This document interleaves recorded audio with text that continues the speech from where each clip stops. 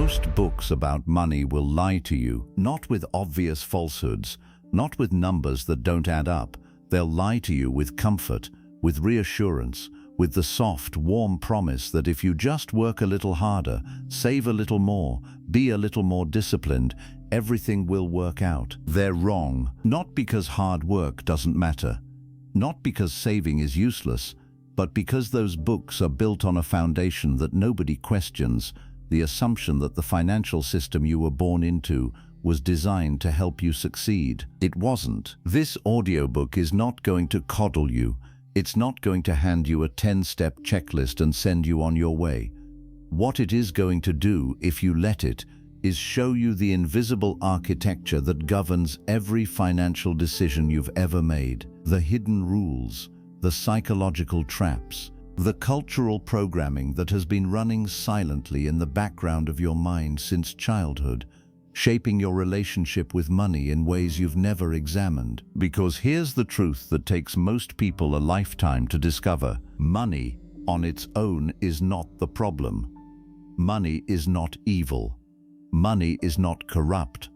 Money is not the root of suffering, at least not the way people think it is. The trap is not money itself. The trap is what you were taught to believe about money, what you were taught to do with it, what you were conditioned to feel about it, what you were never told about how it actually flows, accumulates, disappears, and multiplies. And this audiobook, all 8 chapters of it, is a systematic dismantling of that trap. We will begin with the illusion, the story you were told about what money is and how it works.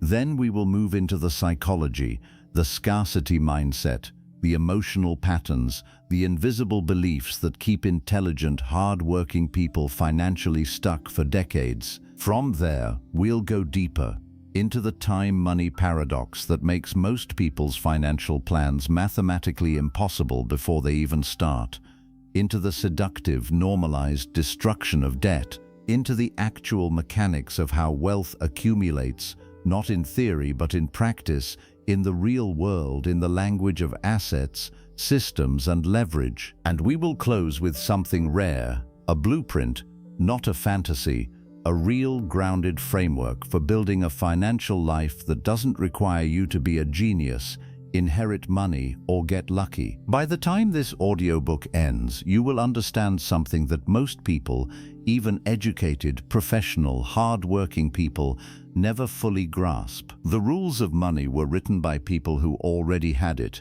and the moment you understand those rules, truly understand them in your bones, you stop being a player in someone else's game. You start playing your own. My name, for the purposes of this audiobook, is the voice of Wealth Code. I am not a guru. I am not a celebrity investor. I am the accumulated research, the lived experience, and the hard-won clarity of everyone who sat down, looked honestly at their financial life, and decided they were done being fooled. Let's begin. Let's start with a question that sounds simple but will unravel everything you think you know. What is money? Go ahead, take a moment. What is your actual answer? Most people, if they're being honest, will say something like, money is currency. It's what you use to buy things. It's what you earn at work. Some people might go a little deeper. Money is a medium of exchange. It's a store of value. A few might get philosophical. Money is just paper backed by trust. All of those answers are correct, and all of them are dangerously incomplete. Here is what money actually is. Stripped of mythology and sentiment, money is a claim on human time and energy. That's it. That's the whole thing. When you hold money, you are holding a transferable promise that someone, somewhere, did something, grew food, built a house, wrote code, drove a truck, performed surgery, and now, because they did that thing, they hold a token that can be exchanged for someone else's time and energy in the future. Money is crystallized labor. It is frozen effort. It is the distilled, portable, transferable residue of human work. Now, why does this matter? It matters because the moment you understand what money truly is, the entire system of financial advice built around saving more and spending less begins to look profoundly limited. Because if money is crystallized time and energy, then the question isn't just how much money do I have? The deeper question is, whose time and energy does my money represent, and whose time and energy am I spending my money on? This reframing, this simple cognitive shift, is the difference between a person who manages money and a person who commands it. Let's go back further.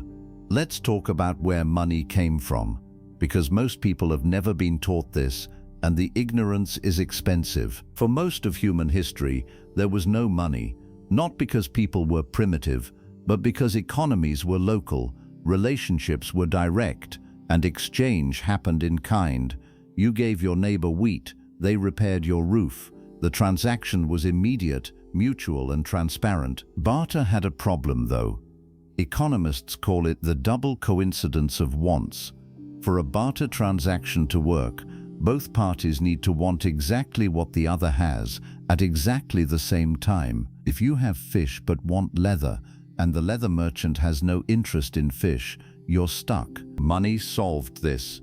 It became the universal intermediate, the thing everyone agreed to want, not because it had intrinsic value, but because everyone else agreed it had value. And that circular logic, value because others believe in value, is the first thing you need to understand about money's true nature. Money is a collective fiction, a beautifully, powerfully, magnificently useful fiction, but a fiction nonetheless.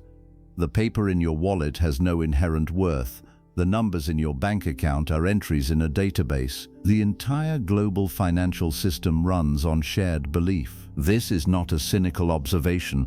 This is a liberating one. Because if money is a collective fiction, then the rules of money are also to some degree fictional. They were invented by people.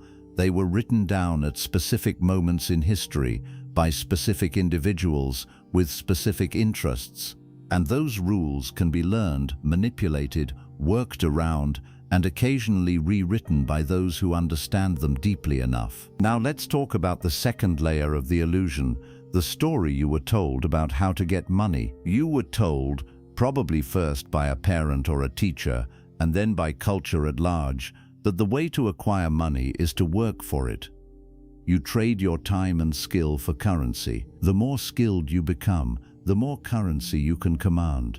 Work hard, get educated, build expertise, and the money will follow. This is not wrong, but it is horrifyingly incomplete. Here is what that story leaves out.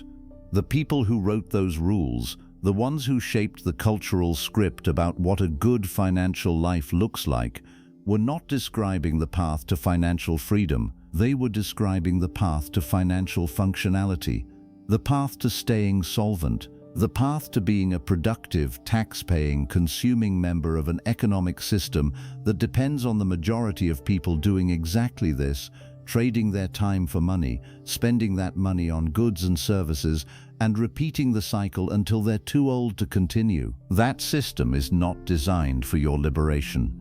It is designed for your participation, and there is nothing inherently wrong with participation. Society needs workers, entrepreneurs, builders, doctors, and teachers. The economy needs consumers.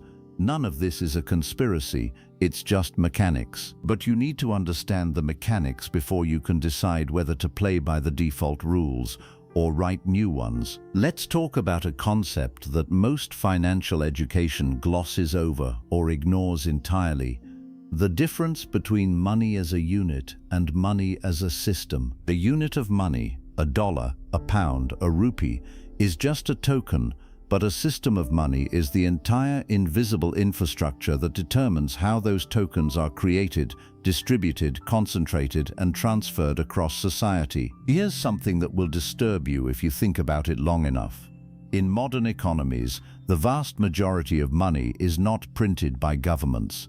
It is created by banks. When a bank issues a loan, it does not take money from one depositor and give it to a borrower. It creates new money, new entries in a digital ledger, backed by the borrower's promise to repay, plus interest. This means that most of the money in circulation exists as debt. It was created as debt, it will be extinguished as debt.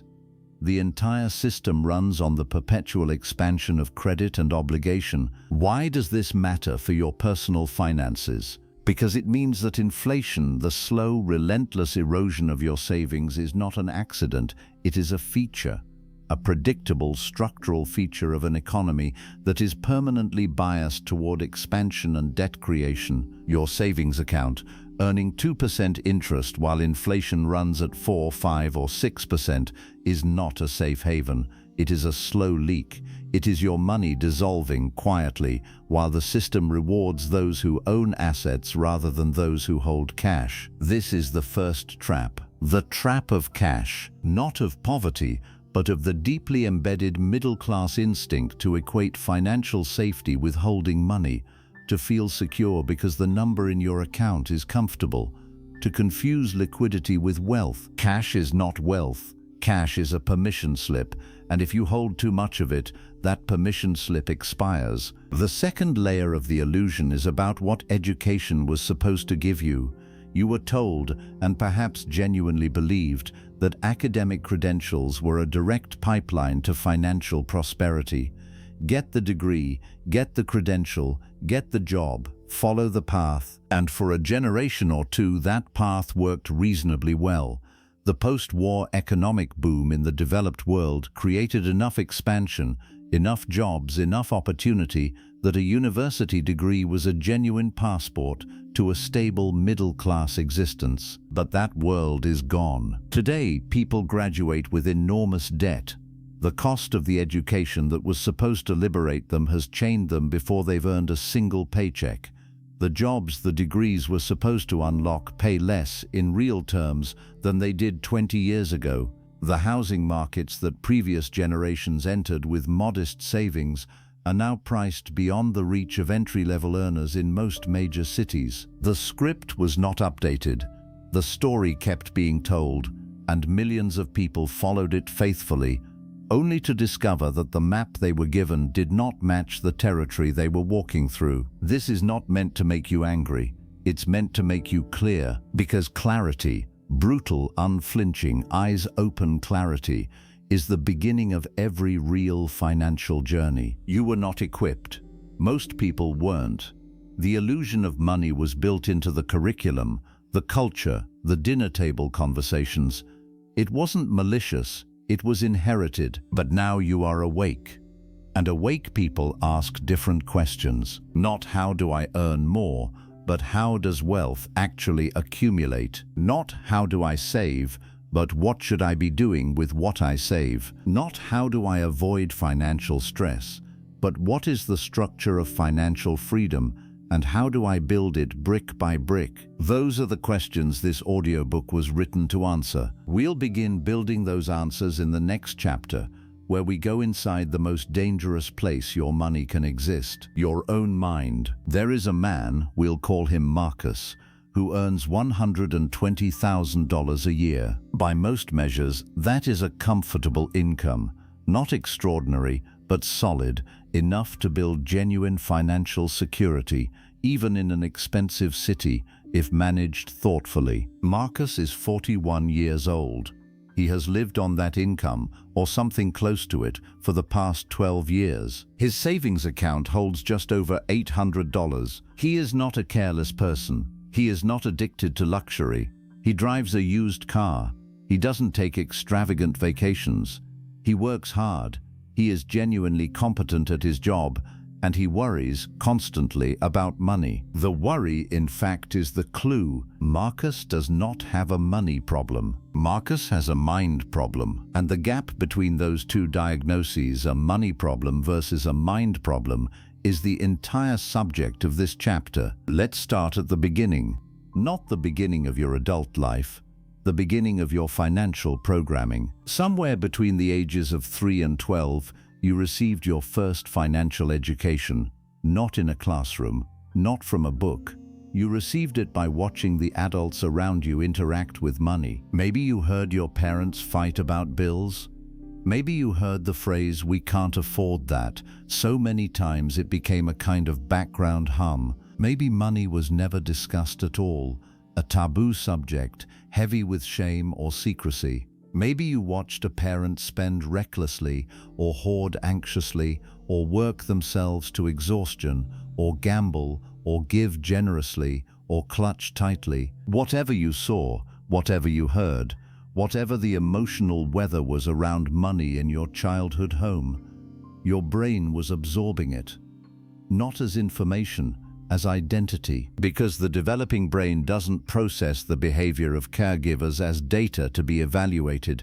It processes it as reality to be absorbed. What your parents did with money didn't teach you, here are some habits to consider. It taught you, this is what money is.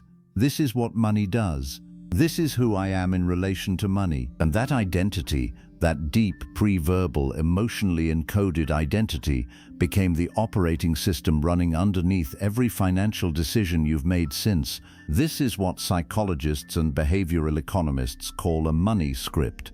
And the research on money scripts is as clear as it is unsettling.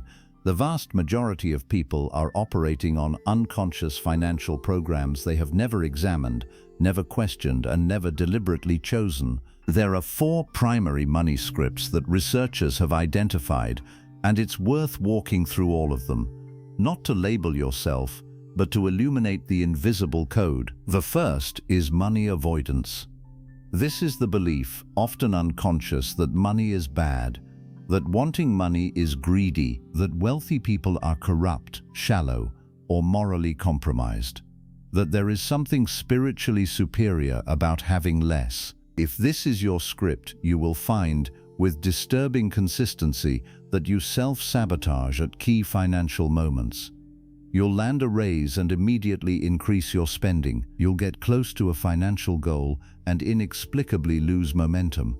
You'll feel genuine discomfort, guilt even, at the prospect of significant wealth, because some part of you believes that having it would make you a bad person. The second script is money worship.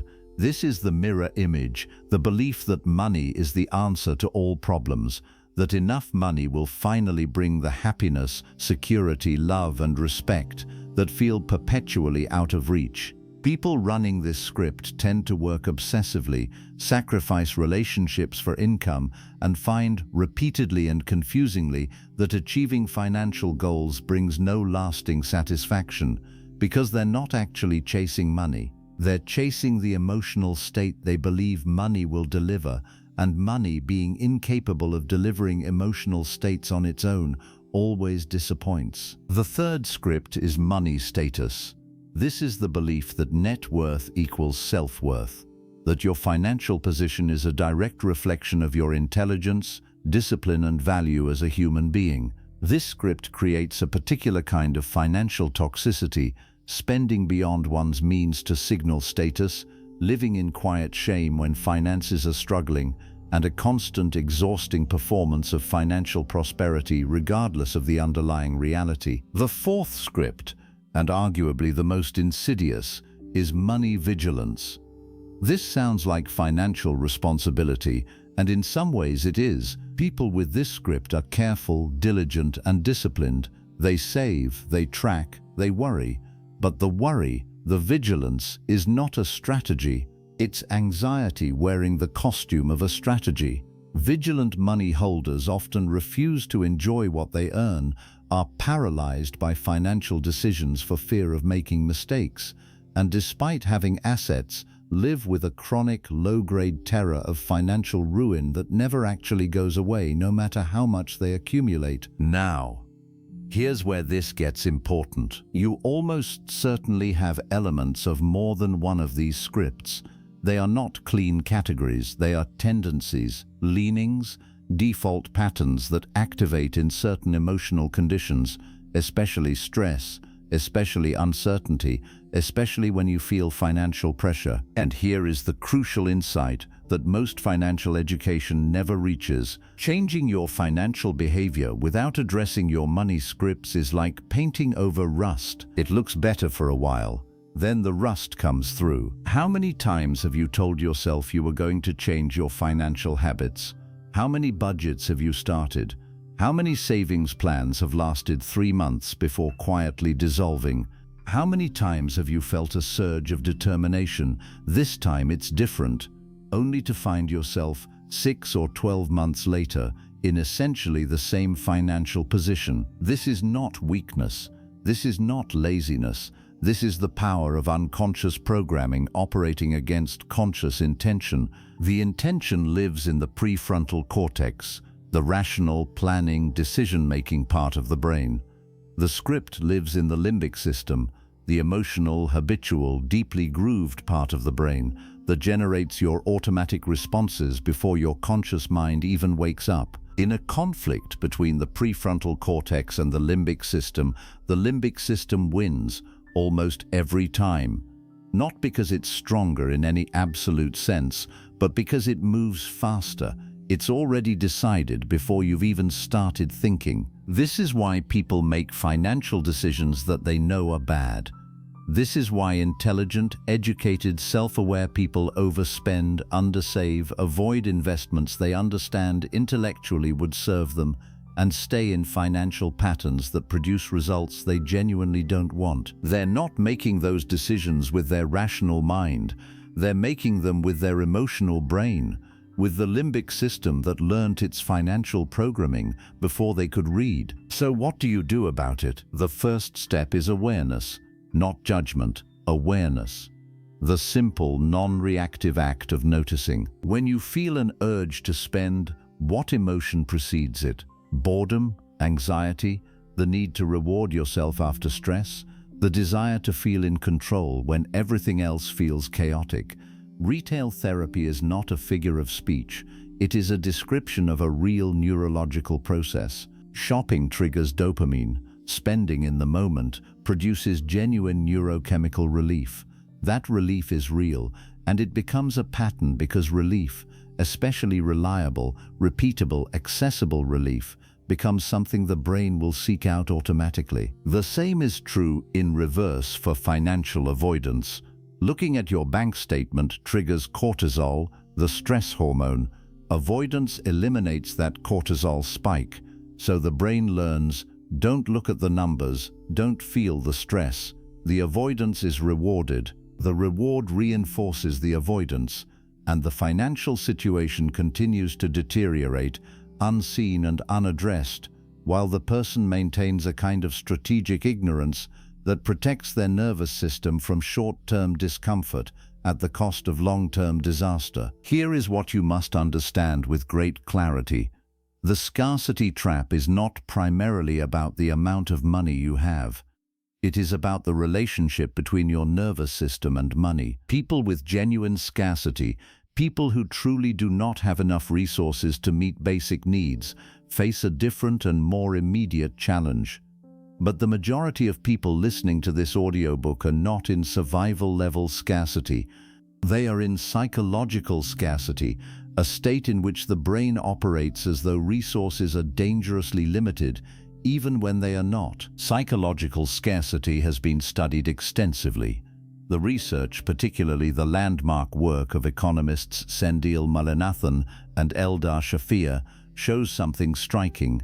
Scarcity, the feeling of not having enough, captures mental bandwidth. It occupies cognitive space. It reduces the quality of decision-making, narrows focus to the immediate and urgent, and impairs the long-term thinking that building wealth requires. In other words, feeling financially stressed makes you worse at managing money. It is a self-reinforcing trap. The stress of financial pressure degrades the cognitive quality of your financial decisions, which compounds your financial problems, which increases your stress, which further degrades your cognition. You cannot budget your way out of a cognitive trap. You cannot willpower your way out of a neurological loop. What you can do is interrupt the loop, and interruption, in this context, means going upstream, before behavior, before decisions, to the beliefs and emotional associations that generate the behavior. There are 3 practices that research consistently supports for rewiring financial psychology.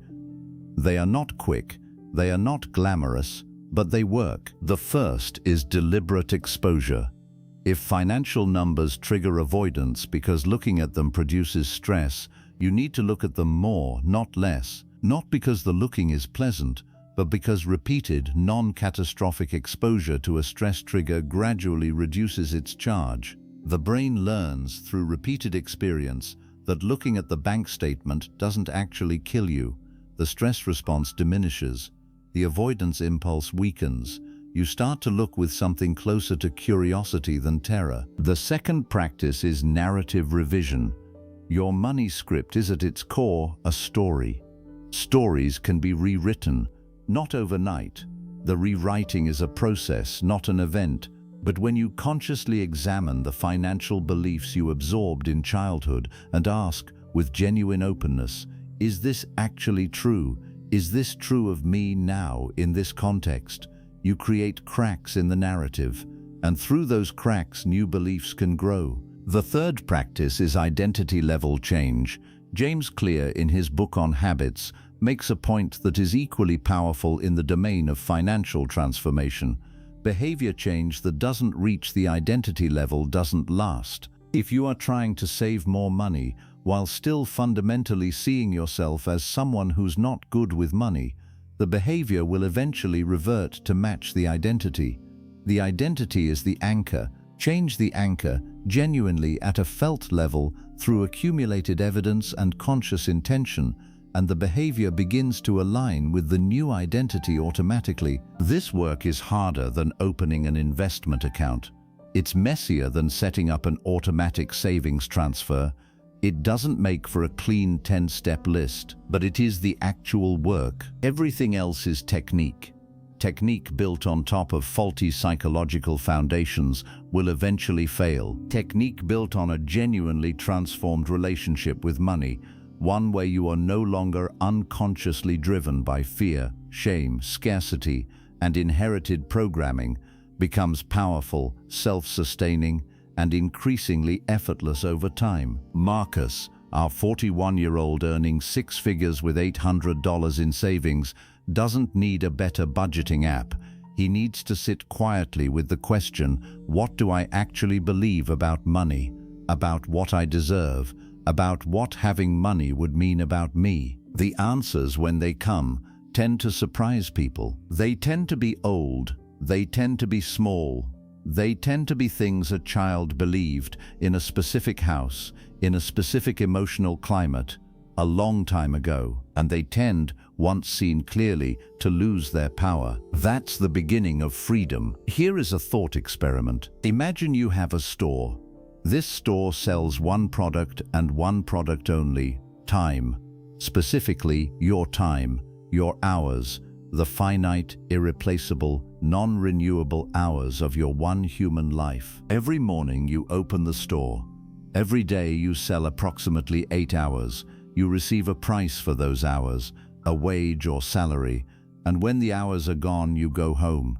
You eat, you sleep, you return to the store the next morning and do it again. Now ask yourself, if you ran any other kind of store and your shelves were fully emptied every single day, if every unit you had available was sold out each morning before noon, would you consider your business a success? At first glance, maybe. Full demand sounds good, but now consider, what happens if the store burns down? What happens if you get sick? What happens if the buyer decides to stop buying? What happens when you are 65 years old and the product, your time, your energy, your physical capacity begins to degrade in quality? You'd realize you were never running a business.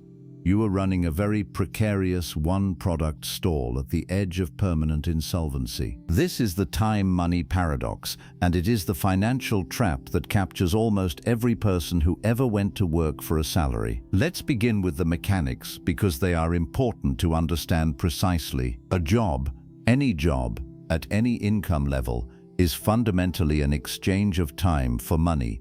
You provide a fixed number of hours. You receive a fixed compensation. The relationship is linear. More hours, more money. Fewer hours, less money. No hours, no money. Linear income has a ceiling.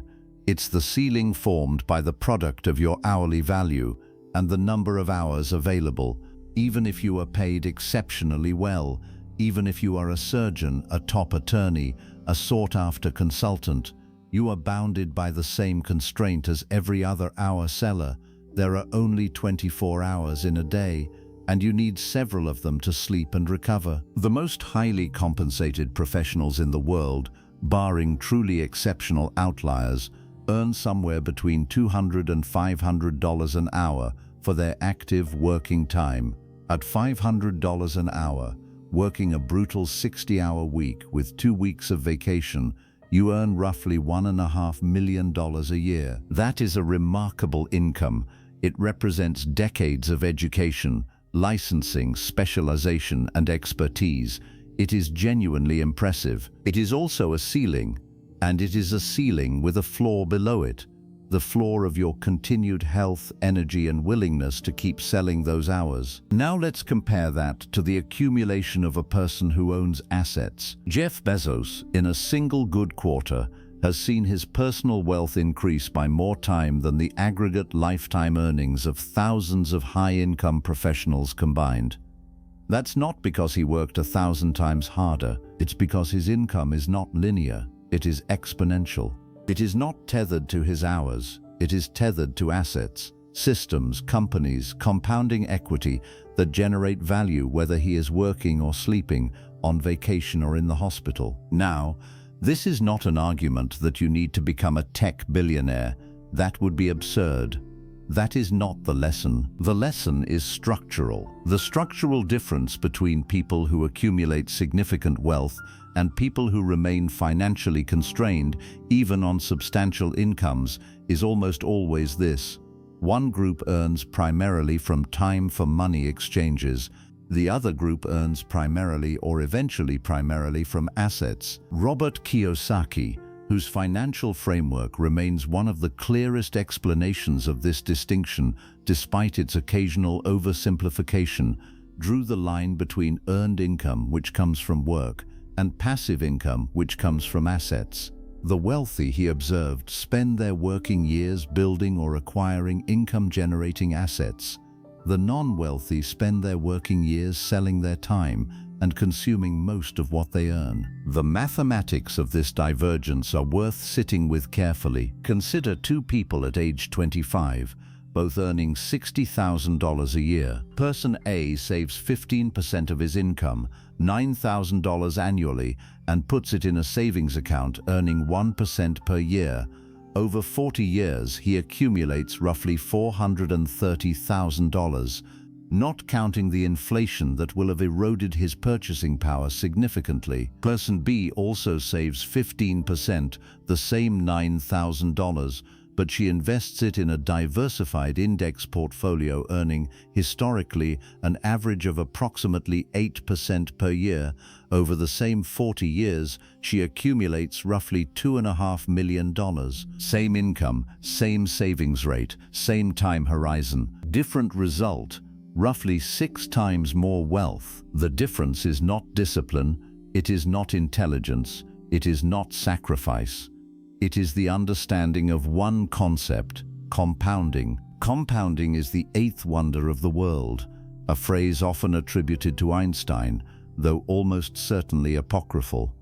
But the sentiment is correct, and its mathematical truth is undeniable. Compounding is the process by which returns generate further returns, interest on interest, growth on growth. The curve that starts almost imperceptibly flat and bends, eventually, toward the vertical. Here is the brutal truth about compounding that most people learn too late.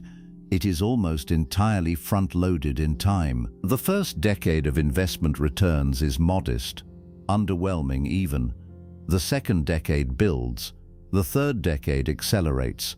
The fourth decade explodes. This is why the single most important variable in building wealth through investment is not how much you earn, it is not even how much you invest, it is how early you start. A person who invests $100 a month from age 22 to age 32, 10 years, $12,000 total invested, and then stops entirely, letting that money compound at 8%, will have more money at age 65 than a person who invests $100 a month from age 32 to age 65, 33 years, nearly $40,000 total invested. Let that settle in. The early investor put in less than a third of the money and ended up with more. This is not magic. This is time as a financial asset, and most people spend the first decade of their adult financial life doing the opposite, consuming, accumulating debt, buying things that feel like assets but aren't, cars, gadgets, fashion, experiences funded by credit, while the most powerful compounding years of their lives tick silently past. Now let's address the more nuanced version of this paradox, because it's one that traps people at every income level, including high earners. The time money trap doesn't just affect people with modest salaries. It affects, perhaps especially affects, people who earn a lot by selling premium hours. The consultant who bills at $500 an hour is not wealthy because of that billing rate. She is wealthy only if she converts some of those billed hours into assets, into investments, equity, real estate, businesses that generate returns independent of her labor.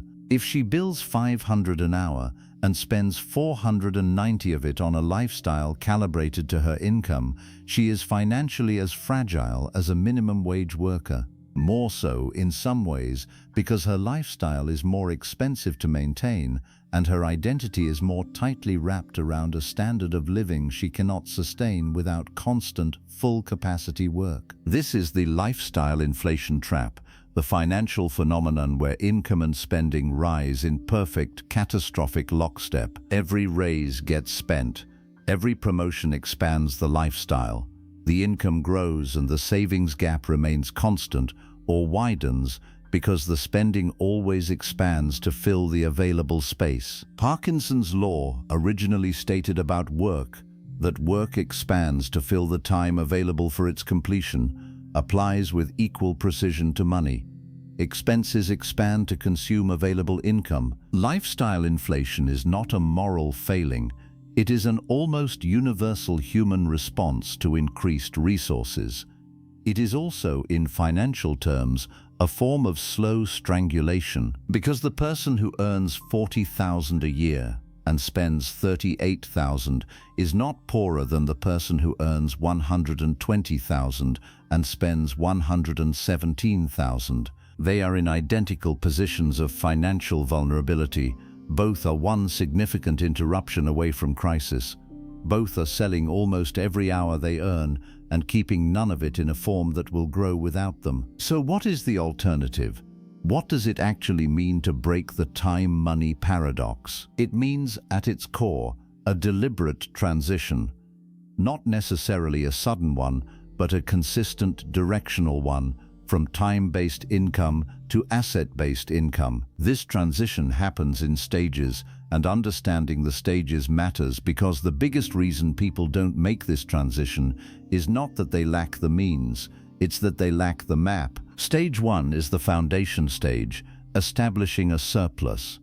This means, regardless of income level, spending consistently less than you earn and directing the difference into something that will grow. The size of the surplus matters less than the habit and the direction.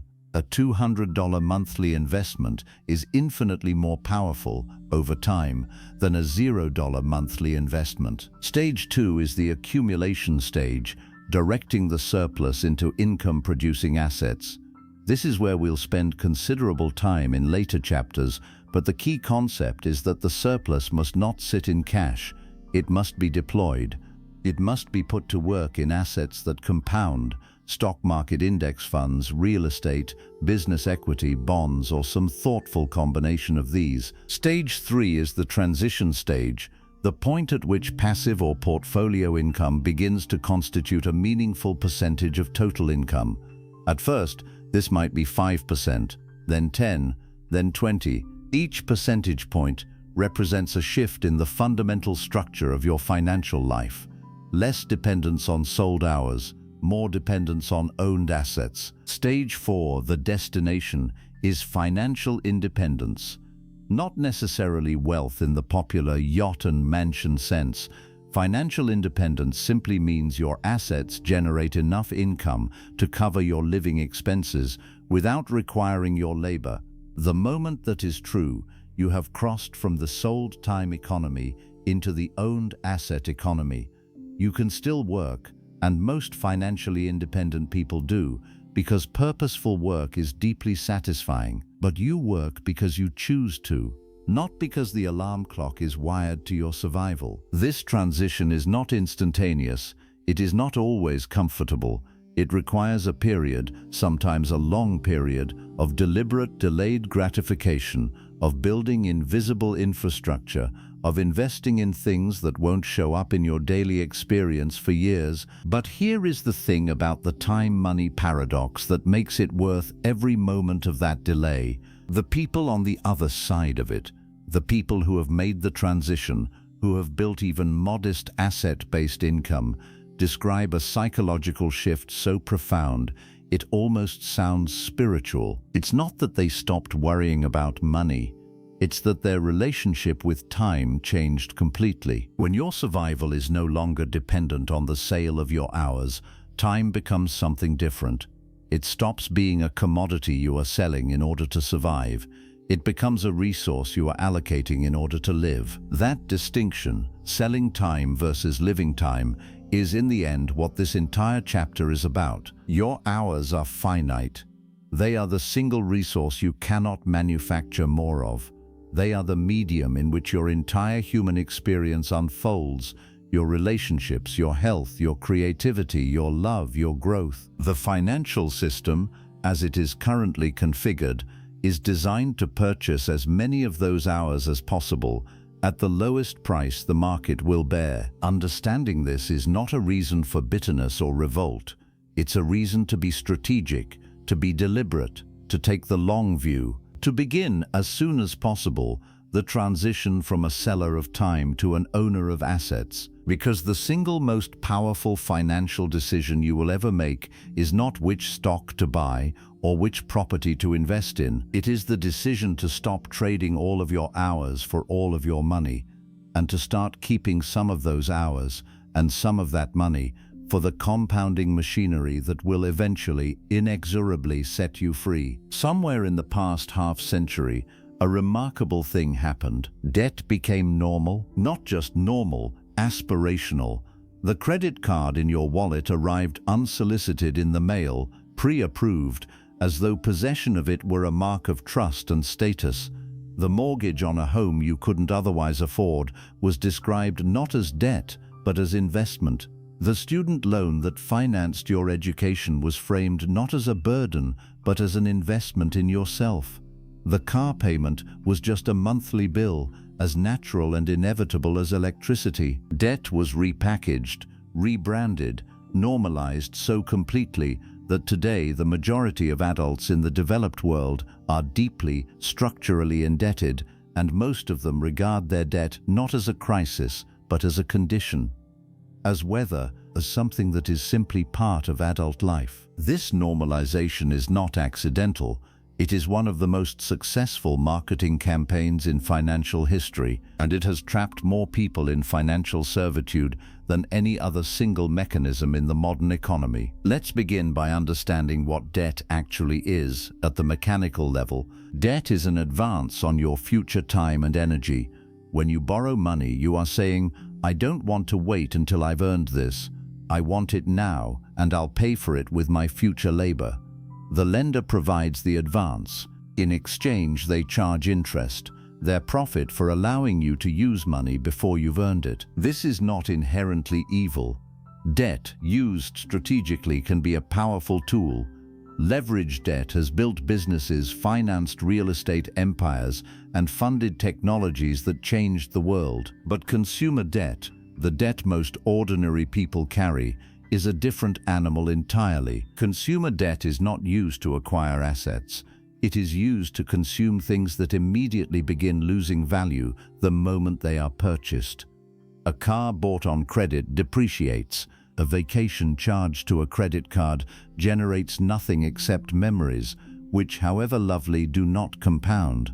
Furniture, electronics, clothing, restaurant meals, all consumed, all diminishing or disappearing, all being paid for long after they have ceased to provide any value. This is the fundamental distinction that separates financial trap debt from financial tool debt, the difference between borrowing to consume and borrowing to produce. Good debt, to the extent the term is useful, is debt that generates returns exceeding its cost, a mortgage on a property that appreciates or generates rental income, a business loan that produces revenue well in excess of interest payments, a calculated investment in leverage that amplifies returns beyond the cost of borrowing. Bad debt is everything else.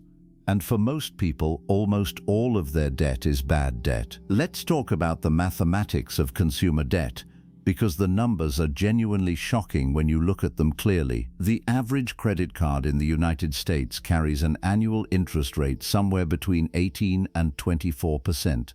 Let's use 20% for simplicity. If you carry a $5,000 balance on a credit card at 20% annual interest and make only minimum payments, two things will happen. First, you will spend years, in some cases more than a decade, paying off that $5,000. Second, by the time you do, you will have paid the original $5,000 plus anywhere from $3,000 to $8,000 in interest, depending on the minimum payment structure. You will have paid, in total, between $8,000 and $13,000 for goods or services that were worth $5,000 at the moment of purchase and possibly zero now. The credit card companies know this. They have modeled it with extraordinary precision. They know the psychology of minimum payments.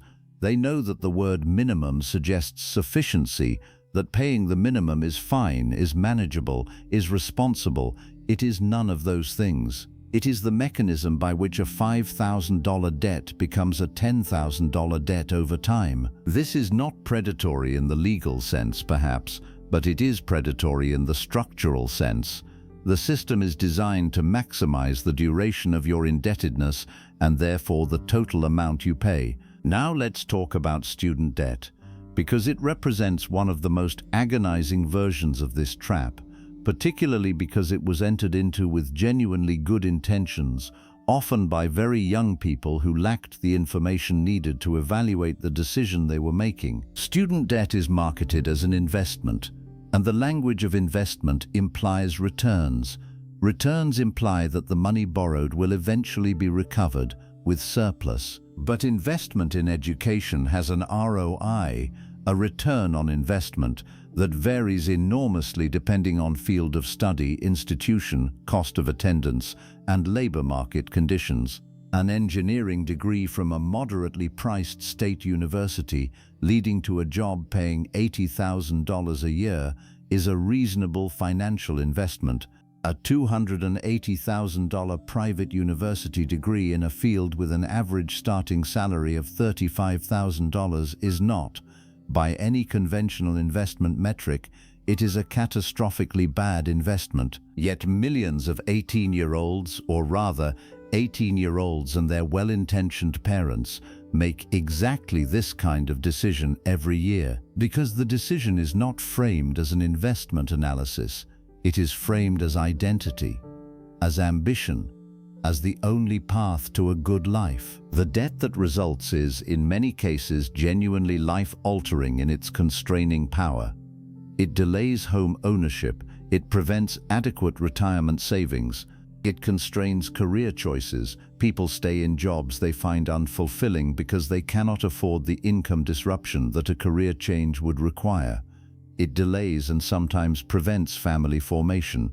It creates a kind of chronic financial anxiety that follows people well into their 40s and beyond. And unlike most forms of debt, in the United States and several other jurisdictions, student debt cannot be discharged in bankruptcy. It is one of the few debts in modern law that follows you to the grave if it goes unpaid. That is not an accident of legislation. It is the result of lobbying by an industry with enormous financial interest in the perpetual servitude of its debtors. Let's turn to mortgage debt, which is perhaps the most complex and nuanced category. The cultural narrative around mortgage debt is almost uniformly positive. Your home is your biggest investment. You're throwing money away on rent. build equity, not your landlord's wealth. Parts of this narrative are true. Parts of it are dangerously misleading. Yes, in many markets over sufficiently long time horizons, residential real estate has historically appreciated. Yes, mortgage interest payments build equity, while rent payments do not. Yes, owning property provides a degree of stability and autonomy that renting does not. But the "your home is your biggest investment" framing ignores several critical realities. First, your primary residence is not an investment in the traditional sense because it does not generate income. It generates shelter, which is a consumption good, not a productive asset. An investment generates returns. A house you live in generates the value of shelter, minus the costs of mortgage interest, property tax, insurance, maintenance, and repairs. Costs that, when properly totaled, frequently exceed the appreciation in value, especially in the first decade of ownership. The actual financial benefit of home ownership is real, but it is primarily the forced savings mechanism of mortgage payments building equity over time, combined with the inflation hedge nature of a fixed-rate mortgage in an inflationary environment. These benefits are genuine, but they do not make a primary residence an investment in the way that income-producing assets are investments. Second, the cultural pressure to own a home, regardless of one's financial readiness, regardless of the price-to-rent ratio in one's market, regardless of one's life plans, has led millions of people into houses that are genuinely too expensive for their financial situation. The stretch mortgage, taking on the largest possible loan a bank will approve, is treated as a wealth-building strategy. In reality, it is a mechanism for maximizing indebtedness while minimizing financial flexibility. A mortgage that consumes 45% of gross income leaves no room for investing, no room for emergencies, no room for the market-based wealth building that will, in the long run, almost certainly outperform real estate appreciation. It creates a debt structure that forces maximum hour selling, both spouses maximum hours for decades, just to service a house. This is the leash, and for many people it is a leash they genuinely chose to wear, believing it was a collar of prosperity. So what is the framework for navigating debt wisely? There are 3 principles. They are simple. They require discipline that is measured in years, not weeks. But they are the principles that financially free people consistently apply. Principle 1. Never borrow to consume. If you cannot afford to pay cash for a consumption item, a vacation, a vehicle beyond basic transportation needs, furnishings, electronics, the correct financial response is to save until you can, or to do without. This feels radical in a culture of instant gratification and omnipresent credit. It is, however, not radical. It is the financial behavior of every generation that came before the consumer credit revolution. It is simply the practice of living within one's means, a phrase that has somehow acquired a faintly judgmental, restrictive connotation when in fact it describes the foundation of every genuinely wealthy life. Principle 2. Treat debt reduction as an investment. The return on paying off a 20% credit card debt is 20%, guaranteed risk-free every single year the debt would otherwise have accrued interest. There is almost no investment in the world that reliably returns 20% annually with no risk. Paying down high-interest debt is one of the best financial moves most people can make, and yet it is systematically undervalued because it doesn't feel like accumulation. It feels like subtraction. It is in fact the most immediate and certain form of financial gain available to the indebted. Principle 3. If you must borrow, borrow strategically. Debt used to acquire assets that appreciate or generate income at interest rates that the asset's returns clearly exceed can be a genuine wealth-building tool. Real estate at reasonable leverage ratios in markets with strong fundamentals can do this. A business loan that funds demonstrably productive expansion can do this. The test is simple. Does this debt place money into something that will grow, Or does it advance me the means to consume something that will shrink or disappear? One final thought on debt that transcends the mathematical. Debt has a psychological weight that the numbers alone do not capture.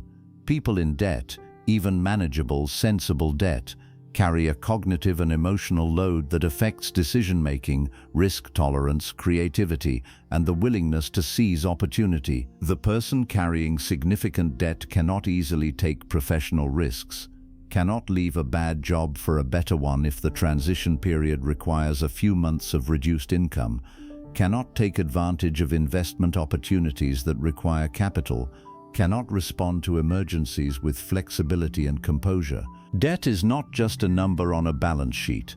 It is a constraint on your range of motion, on your ability to act freely in your own life, on your capacity to be opportunistic, creative, and bold. Freedom, in the financial sense, begins with solvency, and solvency begins with the decision to stop adding debt and start reducing it, relentlessly, systematically, and with the clear understanding that every dollar of debt eliminated is a step toward the only financial condition that truly matters, the condition in which the system no longer has a leash around your neck. We have spent 4 chapters dismantling illusions. Now we build. This is the chapter where the theoretical becomes operational, where the insight about how money actually works begins to translate into a practical, executable framework for doing something about it.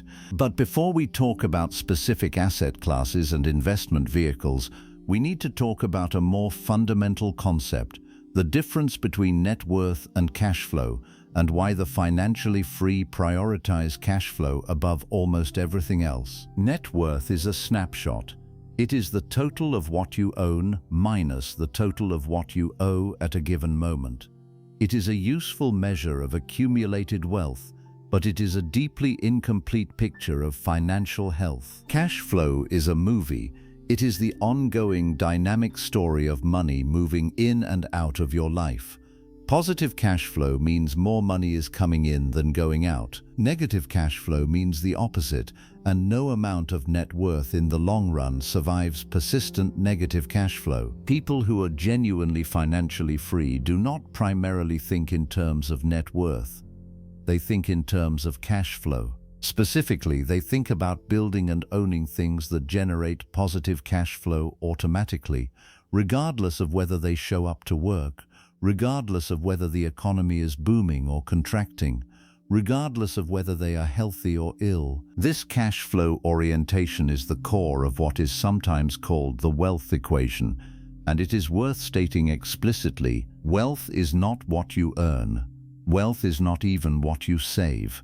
Wealth is the sustainable excess of income over expenses generated by assets you own. Let that settle. The moment your assets generate more income than your life costs, sustainably, reliably, you are wealthy, not by the standard of appearances necessarily, not by the standard of a social media display, by the only standard that matters, the standard of freedom. Now let's talk about the primary asset classes that allow people to build this kind of cash flow wealth. The first and most accessible, particularly for people starting their wealth building journey, is equity ownership through the stock market. I want to address something here that trips up a significant number of people: the conflation of investing with gambling. Many people, particularly those who have never owned stocks, associate the stock market with unpredictability, risk, and a casino-like randomness that feels incompatible with serious financial planning. This perception is understandable. It is reinforced by dramatic news coverage of market crashes and the cultural imagery of frantic floor traders. It is also significantly wrong. Not wrong about short-term market volatility. Stocks absolutely can and do fluctuate dramatically in the short term, but wrong about long-term market outcomes. Over any rolling 20-year period in the history of the S&P 500 index, the US stock market has never produced a negative return, not once, including periods that encompassed the Great Depression, multiple recessions, financial crises, wars, pandemics, and every species of economic disruption you can imagine. The 20-year outcome is positive every single time. This is not a guarantee about the future. Past performance is not a promise, but it is a data set robust enough to build serious financial planning on. And it is why long-term, diversified index investing remains the most reliably wealth-building activity available to the average person. The mechanics of index fund investing are worth understanding clearly because they are both simple and profoundly powerful. An index fund, specifically a broad market index fund tracking something like the total US stock market or the S&P 500, holds fractional ownership of hundreds or thousands of companies simultaneously. When you buy a share of a total market index fund, you are not betting on any single company. You are betting on the continued productive capacity of the entire economy. And the fee structure matters enormously. Actively managed mutual funds, funds where a human portfolio manager makes the investment decisions, charge annual fees that often range from 1 to 2% of assets under management. Index funds, because they are passively managed, charge fees that are often fractions of a single percent. Some of the most popular index funds available today charge fees below 0.03%, essentially nothing. The difference between a 1.5% annual fee and a 0.05% annual fee sounds trivial. Over 30 years of compounding on a substantial portfolio, it can represent hundreds of thousands of dollars, perhaps more. This is one of the clearest examples of the rules of money that the wealthy understand and apply, and that most people have never been taught. The second major asset class is real estate, and specifically income-producing real estate, rather than primary residence ownership, which we addressed in the previous chapter. Rental property, when analyzed rigorously rather than purchased on the basis of hope and enthusiasm, can be an exceptional wealth-building vehicle for several reasons that are unique to real estate among all asset classes. First, leverage. Unlike stock market investing, where most ordinary investors buy shares with their own capital, real estate allows, and banks actively facilitate, purchasing assets with a relatively small percentage of the total purchase price as a down payment. A 20% down payment on a rental property allows you to control 100% of the asset's appreciation and income. If you put $40,000 down on a $200,000 property that appreciates 5% in a year, your $40,000 investment generated $10,000 in appreciation, a 25% return on your invested capital, not 5%. This is the power of real estate leverage, and it is genuinely extraordinary when used on properties that generate sufficient rental income to cover all expenses including mortgage, taxes, insurance, and maintenance. Second, real estate income is relatively predictable in ways that stock dividends are not. A well-located residential rental property in a stable market with a solid tenant generates monthly income with reasonable reliability. That income can be projected, planned around, and built upon. Third, real estate has multiple return streams: appreciation, rental income, tax advantages through depreciation deductions, principal paydown through tenant-financed mortgage payments. These streams compound each other. Fourth, and this is frequently overlooked, real estate provides a hedge against the very inflation that erodes cash savings. As prices rise across the economy, both property values and rental rates tend to rise with them. The landlord's mortgage payment, however, if on a fixed-rate loan, stays the same. Over time, inflation works for the real estate investor in a direct and powerful way. The practical requirements of real estate investing, capital for a down payment, the ability to qualify for a mortgage, the management demands of physical property, the illiquidity of the asset, mean it is not accessible to everyone at every stage of their financial journey. But for those who are positioned to enter the space thoughtfully and analytically, it is one of the most powerful wealth-building tools available. The third asset class worth discussing is business ownership, specifically the ownership of equity in productive, cash flow generating businesses. This category encompasses an enormous range, from the small business owner who builds a local service company to the executive who accumulates stock options in the company where she works, to the investor who buys stakes in early-stage companies. The common thread is ownership, a claim on the productive capacity and future earnings of a business enterprise. Business equity is the wealth engine that has created more millionaires and billionaires throughout history than any other asset class. The reason is the same reason we have discussed in various forms throughout this audiobook. Businesses can scale in ways that linear labor cannot. A business that serves 10 customers today can, with the right system, serve 10,000 customers without a proportional increase in the owner's labor. This scalability, the ability of a productive system to grow revenue without growing the founder's hours in direct proportion, is the defining financial advantage of business ownership over employment. For people earlier in their wealth-building journey, the most accessible entry point to business equity is their own employer, if they work at a company that offers stock options, equity grants, or employee stock purchase plans. The financial value of these instruments is frequently underestimated by the employees who receive them, treated as peripheral compensation rather than primary wealth-building vehicles. For people willing to build their own income-generating systems, whether in digital products, content creation, service businesses, or any number of other models, the opportunity to convert expertise and effort into assets that generate ongoing, scalable income has never been more accessible in human history than it is today. We will return to this concept in Chapter 7, where we will talk specifically about building systems rather than trading hours. For now, let's talk about the principle that ties all of these asset classes together: leverage. Leverage, in its financial sense, is the use of resources you don't own to amplify the returns on resources you do own.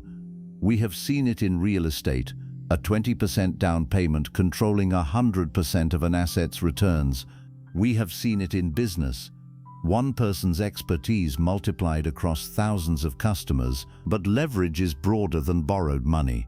Time leverage, other people's time, working in service of a system you have built, is leverage.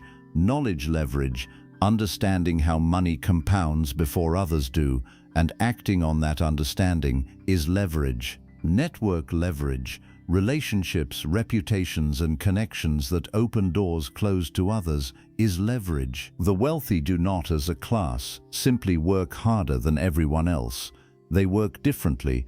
They understand and actively deploy leverage in multiple forms simultaneously. And here is the insight that transforms the concept of leverage from an abstract financial principle into a personal, actionable strategy. You do not need to be already wealthy to begin building leverage.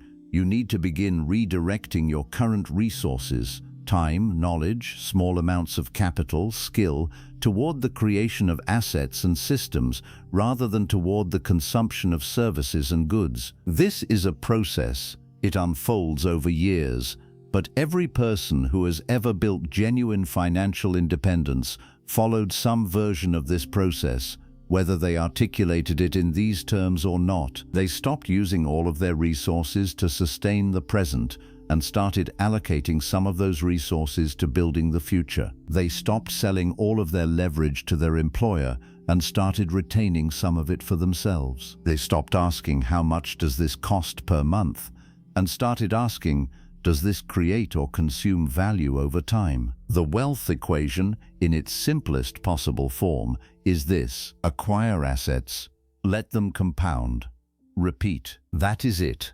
That is the entire mechanism of wealth accumulation, stripped of complexity. Everything else, the specific asset classes, the investment vehicles, the strategies and techniques, is detail work, important detail work. But detail work in service of those three fundamental steps. The person who understands these steps and acts on them consistently over time, even at modest income levels, even with imperfect execution, even in the face of market volatility and economic uncertainty, will, with near mathematical certainty, build wealth that transforms their life. The person who earns more and more while continuing to sell all of their leverage to others, consuming all of their surplus, and ignoring the compounding machinery that is available to everyone, will not. The rules of the rich are not secret. They are not complicated. They are not exclusively available to people who start with advantages. They are simply the rules that most people were never taught.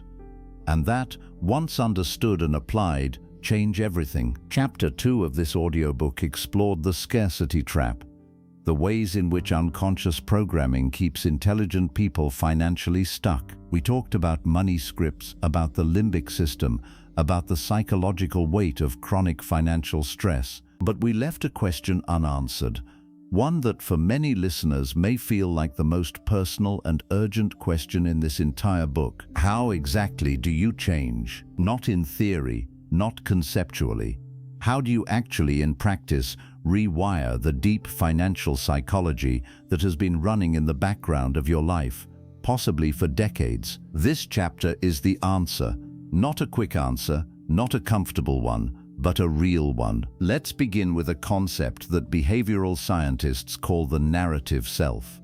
The narrative self is the ongoing story your mind tells about who you are. It is the inner autobiography, the running commentary that interprets your experiences, connects your past to your present, and projects a version of your future self. Your narrative self has a financial chapter. It might go something like this. I have never been great with money. I try to save, but something always comes up. Money seems to come easily to some people, but for me it has always been a struggle. I am not the kind of person who invests. I will deal with retirement savings later. That narrative, or one like it, is running in the background of millions of people's financial lives. It is not a description of reality, it is a story. And like all stories, it was written over time, from specific experiences filtered through specific emotions. The critical insight from neuroscience and cognitive psychology is that the narrative self is plastic. It can be changed, not all at once. The brain resists rapid identity shifts because identity is, among other things, a predictive stability mechanism. But over time, with consistent new experiences and deliberate reframing, the story changes. And as the story changes, the behavior changes. And as the behavior changes, the results change. And as the results change, the story changes further. This is the virtuous cycle of abundance psychology. And entering it is the single most leveraged financial intervention available to any human being. Let's talk about what abundance psychology actually is, because it is frequently mischaracterized. Abundance psychology is not the belief that money will fall from the sky. It is not magical thinking. It is not the so-called law of attraction in the popular culture sense, the idea that if you simply think positive thoughts, wealth will materialize. Abundance psychology is the functional belief that there is enough opportunity, enough resources, enough time, enough possibility for you to build the financial life you want, if you make the right decisions and take the right actions over a sufficient period of time. The reason this is not obvious, the reason it requires cultivation rather than simply being the default mental state, is that the human brain was not designed by evolution for abundance. It was designed for scarcity management. For the vast majority of human evolutionary history, resources were genuinely scarce. Food could disappear. Competition was immediate and life-threatening. The brain that survived was the brain that assumed the worst, conserved resources, avoided risk, and prioritized the immediate and certain over the distant and probable. These are magnificent adaptations for a hunter-gatherer in an uncertain environment. They are catastrophic defaults for a modern person trying to build long-term wealth. The risk-averse brain avoids the stock market because the possibility of losing money feels more real and more threatening than the probability of significant long-term gains. This is loss aversion, the psychological tendency, well documented in behavioral economics, to feel the pain of losses approximately twice as acutely as the pleasure of equivalent gains. Loss aversion leads people to hold too much cash, to sell investments during market downturns, and to avoid the calculated risks that wealth building requires. The present-biased brain spends now instead of investing for later. Behavioral economists call this hyperbolic discounting, the tendency to prefer smaller, immediate rewards over larger, delayed ones in a way that is mathematically irrational. The person who refuses to forego a daily $15 purchase to fund a retirement account is not being irrational in the emotional sense. Their brain is correctly calculating that the present pleasure is more vivid, more certain, and more immediately satisfying than the abstract future benefit. They are just wrong about the math. The social comparison brain overspends to maintain status. The tendency to evaluate one's financial standing not in absolute terms but relative to peers, to feel wealthy or poor based on who you are surrounded by rather than on any objective measure, drives consumption patterns that have nothing to do with personal preference and everything to do with a deeply biological status instinct. Understanding these biases is not enough to eliminate them. The research is clear that knowing about a cognitive bias does not reliably prevent it from affecting behavior. What it does is create the possibility of intervention, a moment between the automatic impulse and the consequent action where a more deliberate choice can be made. That moment, the gap between impulse and action, is where abundant psychology lives, and widening that gap is the central practical work of financial psychological transformation. Here are the concrete practices, each grounded in research, each applicable immediately, that consistently support the development of abundance psychology. The first practice is gratitude, but not in the superficial sense of the word, not a rote listing of blessings, specific financial gratitude, a daily practice of consciously noting what you have that is working financially, a paycheck that arrived, a bill you can pay, an investment account, however small, that is growing, a debt that is slightly smaller than it was last month. The neuroscientific basis for this is not mystical. Gratitude practices consistently show, in brain imaging research, a shift in activity from the threat response regions of the brain toward the reward and motivation regions. A brain that is regularly reminded of sufficiency is physiologically less likely to activate scarcity response patterns. The practice, repeated consistently, gradually rewires the default neural pathways from threat to possibility. The second practice is financial journaling, specifically the practice of writing about your financial experiences, decisions, and emotions, not tracking, journaling. The difference is significant. Tracking records numbers, journaling examines meaning. I spent $200 on this today. Why? What was I feeling? What was I trying to solve or acquire or feel when I bought this? Was the purchase aligned with what I say I want for my financial future? Research on expressive writing consistently shows that writing about difficult experiences, and for many people, money is deeply difficult, reduces their psychological charge.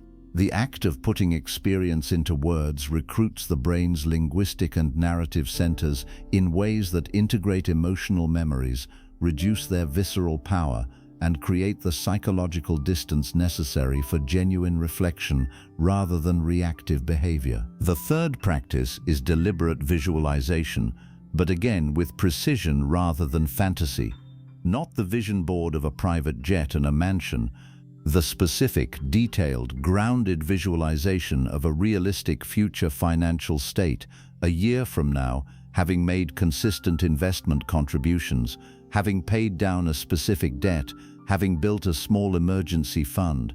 What does it feel like to check that account? What is different about your days? What choices are available to you that are not available now? The power of this practice is neurological.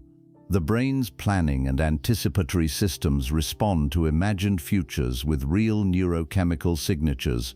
A vividly imagined positive future produces genuine motivational activation, the same neurochemical that makes acting toward that future feel natural and rewarding rather than dutiful and forced. Visualization is not magic, It is neural priming. The fourth practice, and perhaps the most transformative, is community. The research on behavior change is unambiguous on this point. The social environment is the single most powerful determinant of sustainable behavioral transformation, more powerful than knowledge, more powerful than motivation, more powerful than willpower. You will tend to become financially like the 5 people you spend the most time with, not because wealth is magically contagious, but because behavior is, through social modeling, through normalized expectations, through the conversations that happen naturally in environments where financial health is a shared value. If the people around you spend every surplus dollar immediately, regard saving as deprivation, mock frugality as stinginess, and treat financial ambition as naive or greedy, you will fight a constant, exhausting uphill battle against those influences. If the people around you talk openly about investing, share what they're learning, celebrate each other's financial milestones, and regard wealth building as a worthy, interesting, ongoing project, you will find the same behaviors feel natural, supported, and motivating rather than lonely and difficult. This is not about abandoning existing relationships. It is about actively seeking and cultivating additional relationships in environments where financial health is valued. The fifth practice is what might be called future self bridge building. One of the most consistent findings in behavioral economics and psychology is that people feel psychologically distant from their future selves. Brain scans have shown that thinking about your future self activates the same neural patterns as thinking about a stranger, not about yourself. This psychological distance is a significant part of why people consistently under-prioritize their future financial well-being in favor of present consumption. The bridge-building practice involves regular, vivid engagement with a specific future version of yourself, not as an abstraction, but as a real person whose life you are currently shaping. What will that person be grateful you did today? What decisions will they have to live with because of what you chose this week? Making these connections concrete, regular, and emotionally real, rather than theoretical and distant, gradually closes the psychological gap and makes future-oriented financial decisions feel less like sacrifice and more like an act of care towards someone who matters to you. These 5 practices are not a financial plan. They are the psychological foundation without which any financial plan will eventually crumble. And here is a truth that the financial industry does not particularly want you to internalize. Behavior, not strategy, is the primary determinant of financial outcomes. A person with moderate knowledge and excellent financial behavior will build substantially more wealth over their lifetime than a person with excellent knowledge and poor financial behavior. Every time. This is not a reason to ignore strategy. Strategy matters. The specific choices, which assets to own, at what allocation, for what horizon, with what tax treatment, they all matter, and we have addressed them and will continue to address them. But strategy in the absence of transformed behavior is a set of instructions that never get followed. It is a gym membership that never gets used. It is a diet that starts on Monday, eternally Monday. The transformation that this chapter describes, the movement from a scarcity-driven, loss-averse, present-biased, shame-laden relationship with money toward an abundance-oriented, patient, engaged, curious, and genuinely hopeful relationship with money, is the foundational work. It is also, if you let it be, deeply rewarding work. Not because it produces wealth quickly, but because the process of examining, understanding, and deliberately reshaping your relationship with one of the most emotionally loaded dimensions of human life is inherently growth. It is a practice that changes not just how you handle money, but how you handle fear, ambition, identity, time, and the stories you tell about yourself. The person who emerges from this process, even before any dramatic change in their net worth, is different, more clear, more capable, more free. The money, in the end, follows the person. There is a word that has dominated financial and entrepreneurial culture for the past decade with an energy that is equal parts inspiring and toxic. That word is hustle. Work harder, Rise earlier, grind longer, sleep less, do more, want it more than the next person, outwork everyone in the room. Hustle culture is not entirely wrong. Effort matters, consistency matters. The willingness to do difficult things repeatedly over long periods of time is genuinely important. But hustle as a primary wealth strategy has a fundamental, fatal flaw. It is not scalable. You cannot hustle your way to financial freedom, not because effort is insufficient, but because hustle, by definition, is limited by the boundaries of a single human body. You can hustle 20 hours a day, you cannot hustle 25. You can sacrifice sleep. You cannot sacrifice the requirement for recovery entirely. The hustle economy, taken to its logical extreme, produces burnout, and burnout is not a wealth-building state. The wealthy do not, as a category, hustle more than everyone else. Many of the most financially free people in the world work fewer hours than their peers.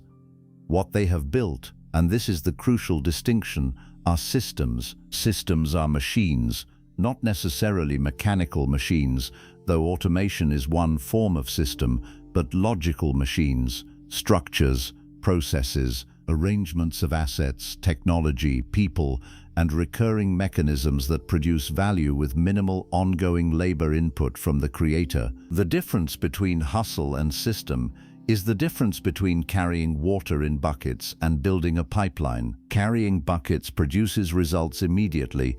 Every trip to the well produces water. Stop carrying, stop getting water. Building a pipeline requires upfront investment, time, effort, material. During the pipeline construction phase, you may actually carry fewer buckets, less immediate output. But once the pipeline is built, water flows, you sleep, water flows, you are sick, water flows, you are on vacation, water flows. The pipeline builder's immediate output is lower. Their long-term output is incomparably higher. This is the systems versus hustle distinction, stated in its purest form. The question, the one this chapter is designed to answer, is what does building a pipeline actually look like in practical, specific terms for ordinary people who do not have millions of dollars of startup capital? Let's begin with digital systems, because they represent the most accessible and lowest barrier pipeline building opportunity in human history. We live in an era of unprecedented leverage for the individual creator and entrepreneur.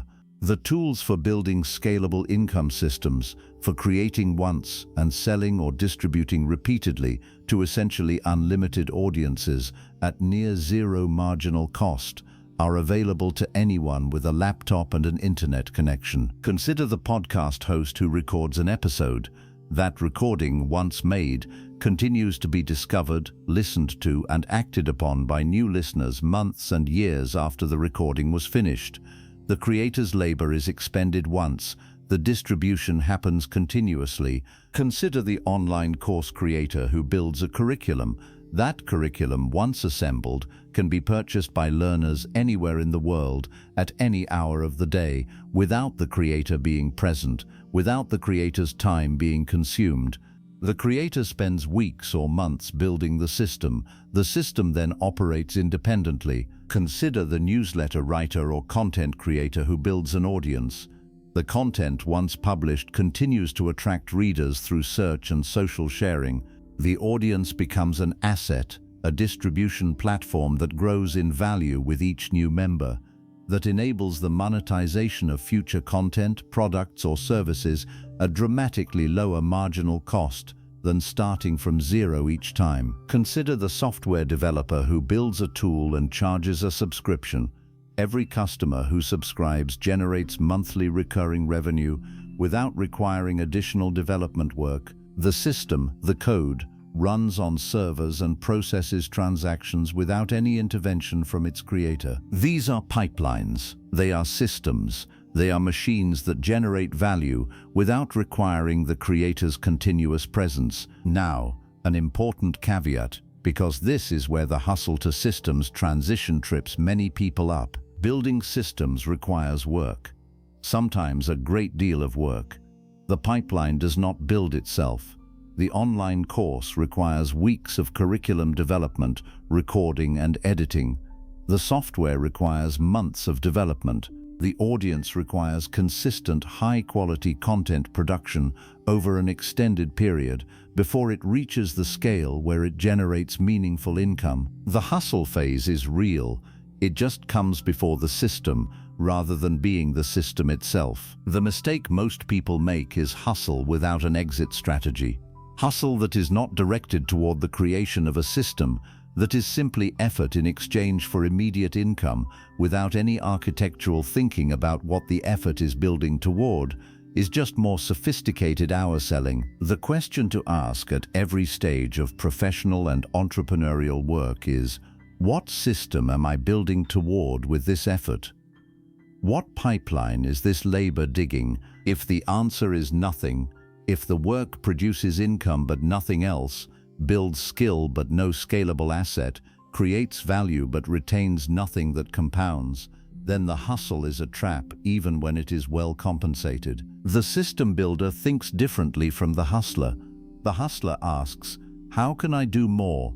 The system builder asks, how can I build something that does this without me? Let us talk about the 4 elements that all effective income-generating systems share. The first element is scalable delivery. The system must be able to serve more customers, users, or clients without a proportional increase in the creator's labor.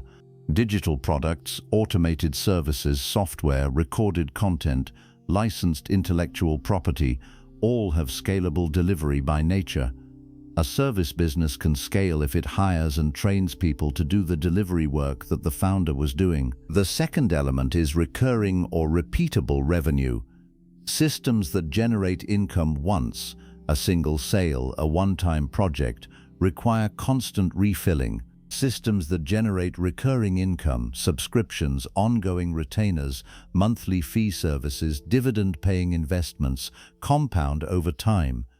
Each additional subscriber or customer adds to the base without replacing a previous one. The revenue stack builds. The third element is automated or systematized acquisition, not just delivery, acquisition.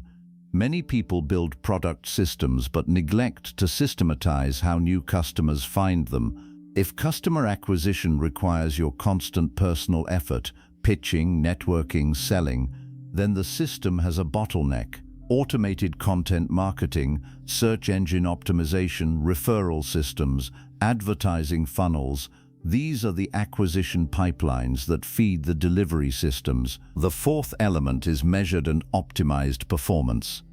Systems that generate income invisibly can also generate invisible inefficiencies, leaks, and missed opportunities.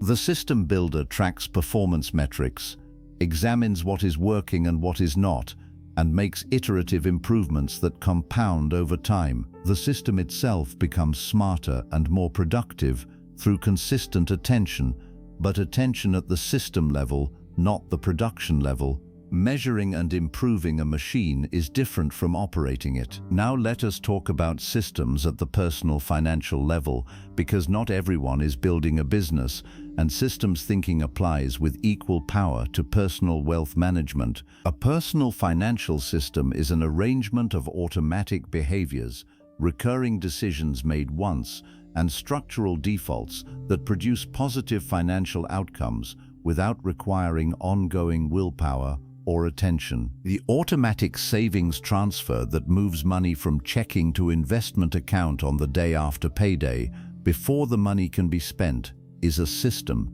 It removes the decision. The money moves. The behavior happens regardless of mood, motivation, or momentary temptation. The tax-advantaged retirement account with an automatic annual contribution increase, set once, growing every year, is a system.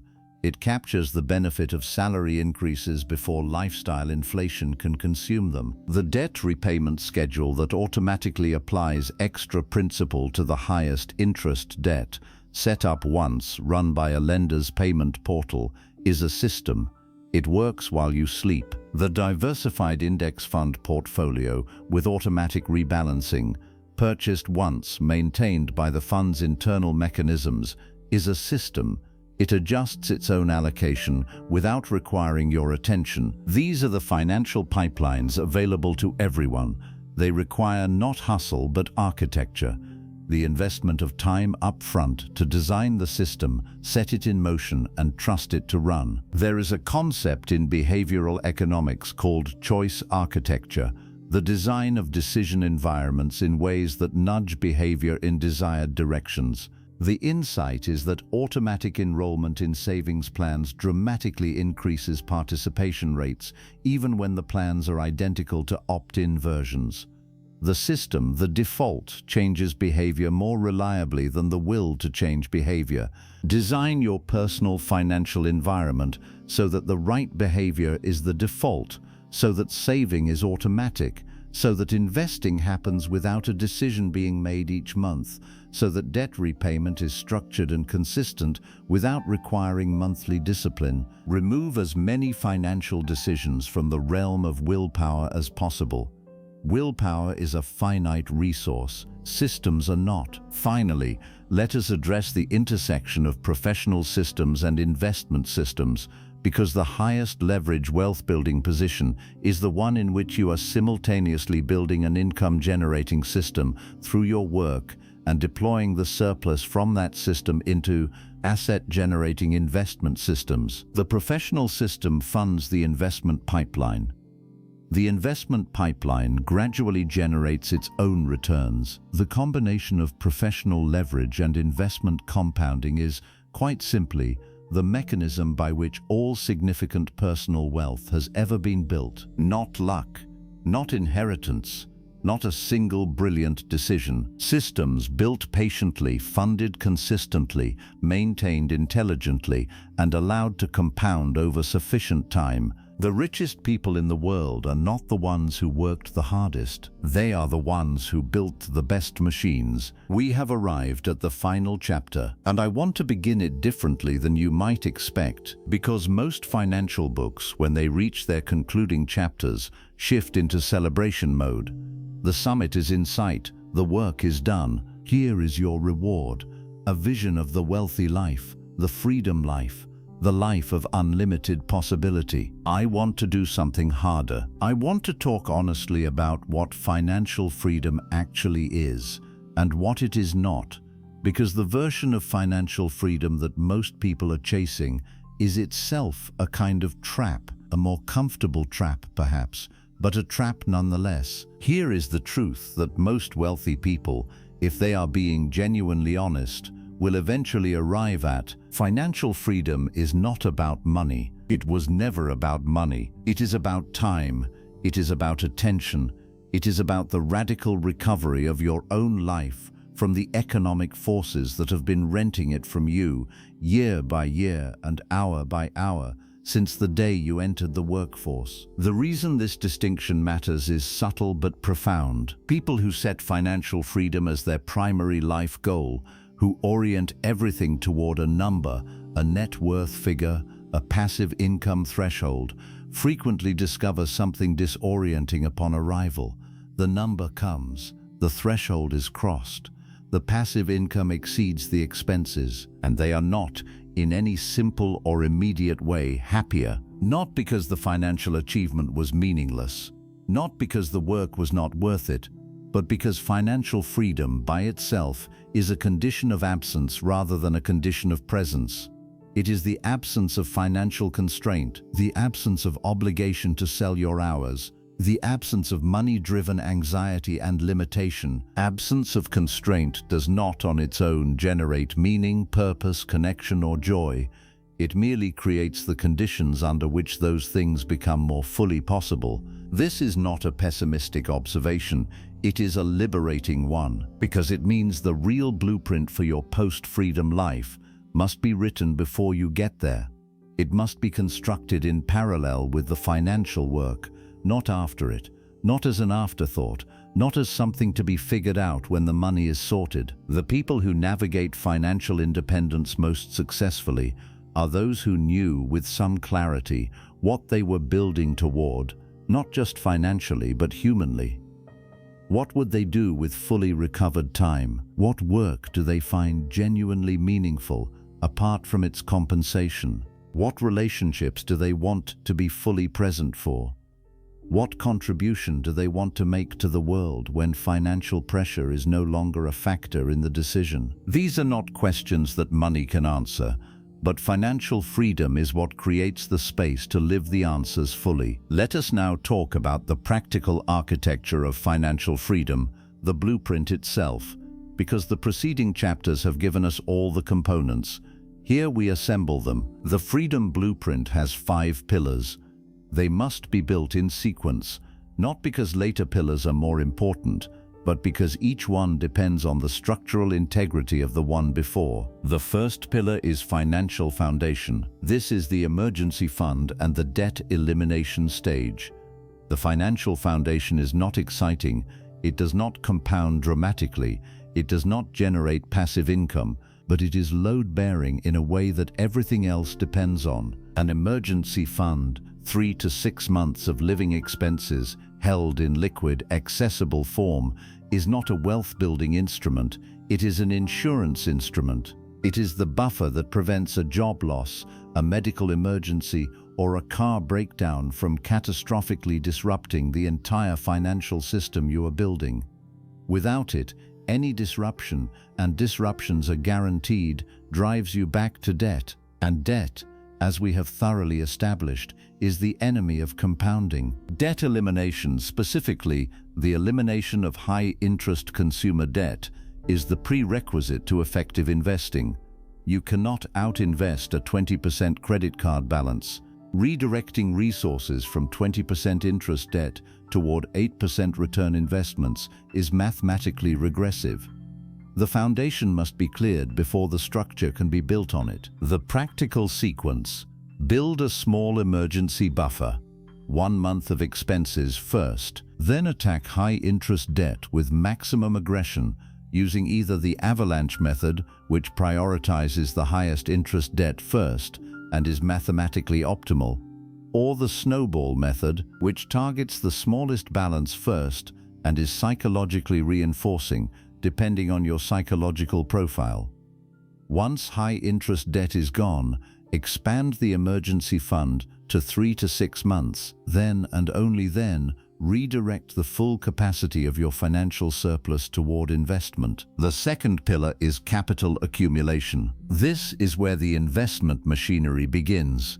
Index funds, tax-advantaged accounts, automatic contributions, the mechanics we discussed in chapters 3 and 5. The key principles at this stage are consistency over timing, diversification over concentration, patience over reactivity, and low fees over chasing performance. You cannot control markets. You cannot predict macroeconomic events. You can control how much you contribute, how diversified your holdings are, how low your fees are, and how consistently you stay invested during periods of volatility. The single most important rule of capital accumulation is do not stop.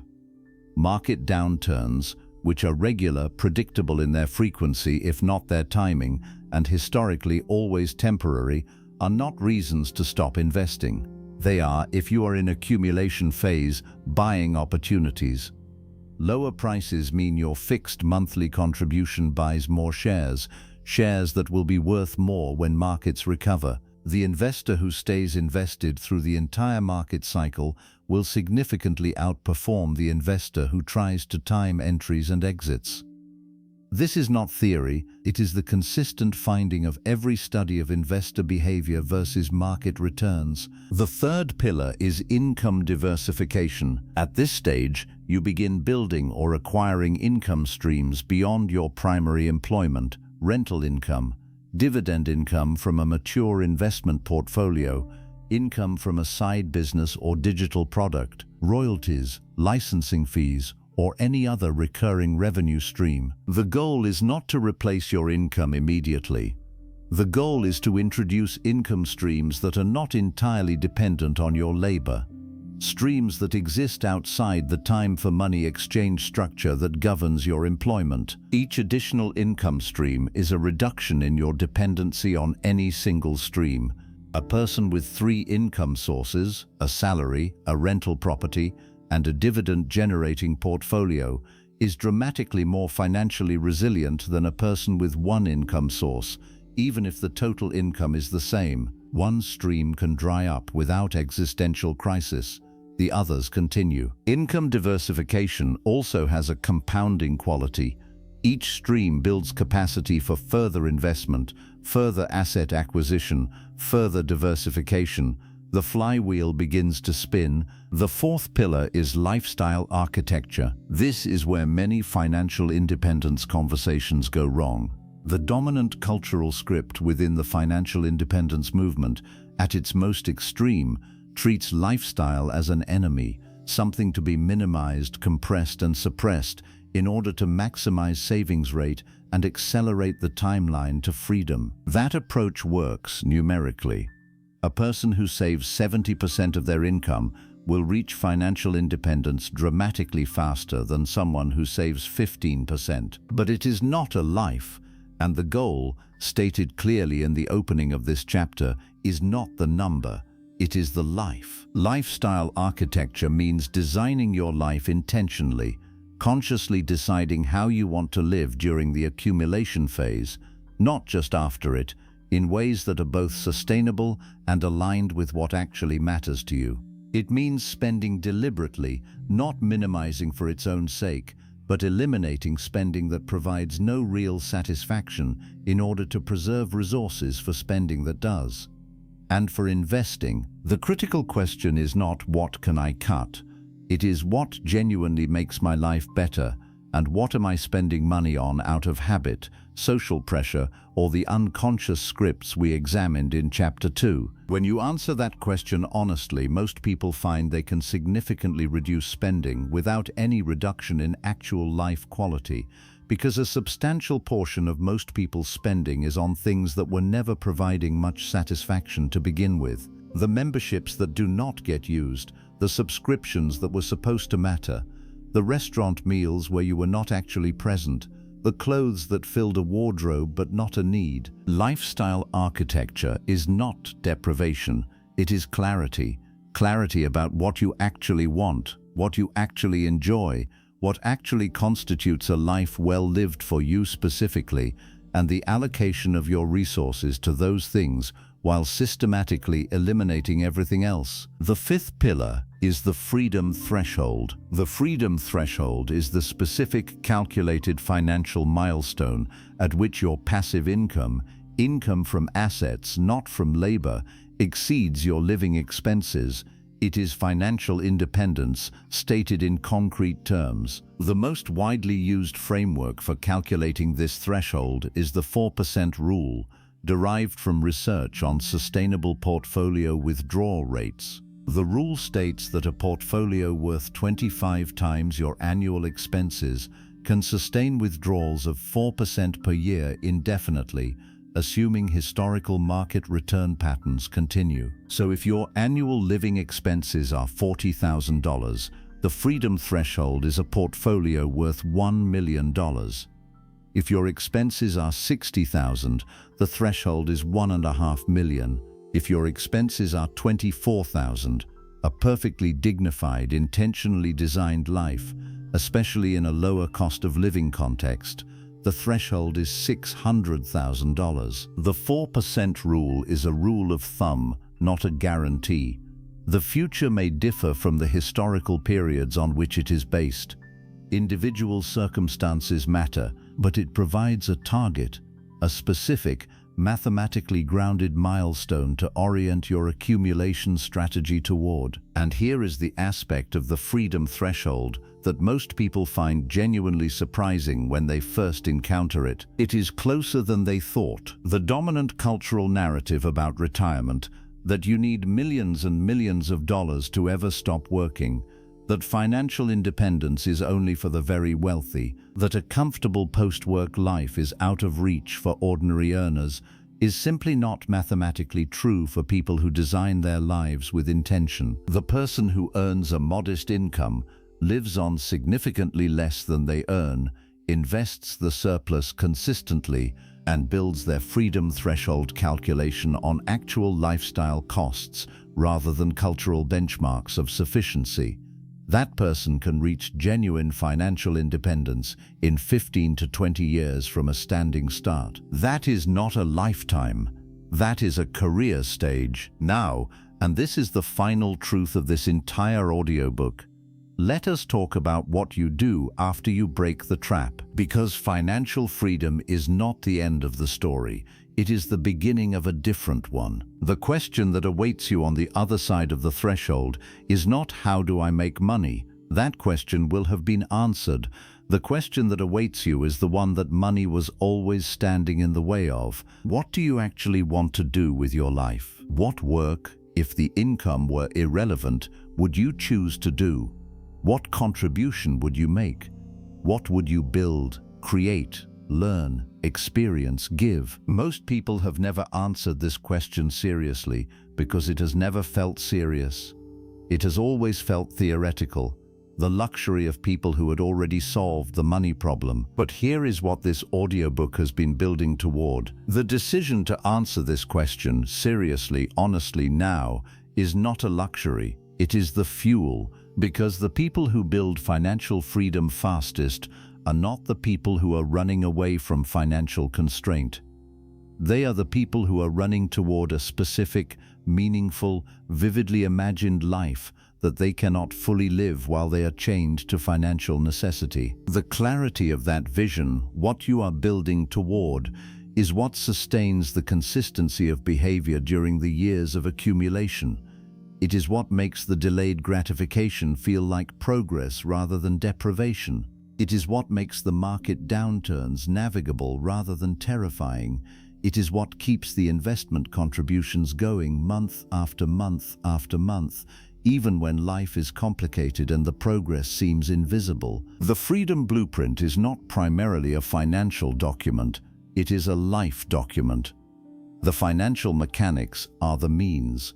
The life is the purpose. What is your purpose? What would you do, genuinely, deeply, freely, if money were no longer the primary filter through which you made your decisions? That question deserves more than a passing thought.